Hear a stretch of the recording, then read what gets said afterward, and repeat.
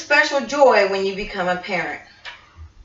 But the day that your first grandchild is born, you're filled with an overwhelming wave of emotions. I can still recall the days that I gave birth to my children. Kiana, my firstborn, and my princess. Aaron, my firstborn son. Dante came a few years later and was my second male child. And then last but not least, Micah, my baby, my prince, my last gift. I can see the day they arrived. I still remember the first time I looked at them. I remember the first time I held them. I remember the first kiss I gave them on their foreheads. I can also remember the sleepless nights, the teething, the colicky screaming, and the pain. But I still I couldn't remember at those times ever imagining to love anything more than I loved them. I also remember the look in my parents' eyes when they first held and met their grandchildren.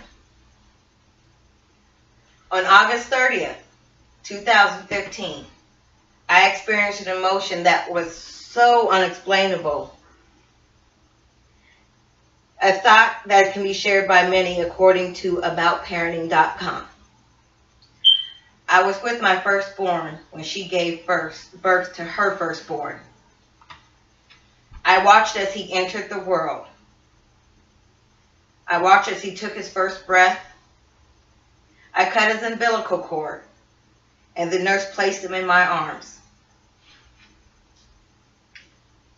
A saying by Bodha Shataras on the children of Hinduism states, "Through a son, he conquers the world. Through a grandson, he obtains immortality.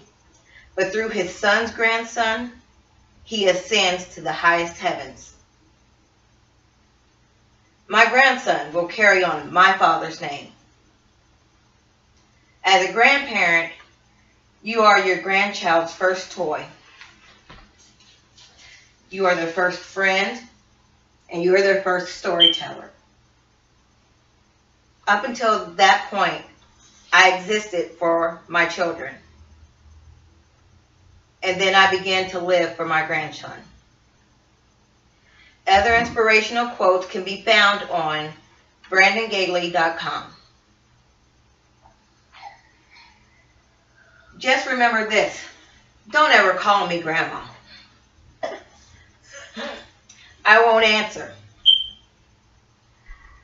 I have the most special grandson in the world, but I still don't feel like a grandma. The word grandma implies an aged woman. The average person becomes a grandparent at the age of 47. Before, mortality rates were lower, and now that is truly middle-aged. But I am part of a new generation of people with grandchildren. I will not be called Grandma. I will not respond to Grandma. Because right now that is, to me, considered to be such a bad word. I am what is now called a glamma. I am fabulous. Meaning I have a healthy sense of self, and I consider myself to be a true fashionista. I am not in my final stages. I am barely halfway there. More can be found on Who Are You Calling Grandma? An article found in the New York Times. When I became a mom, it was a huge step in my life.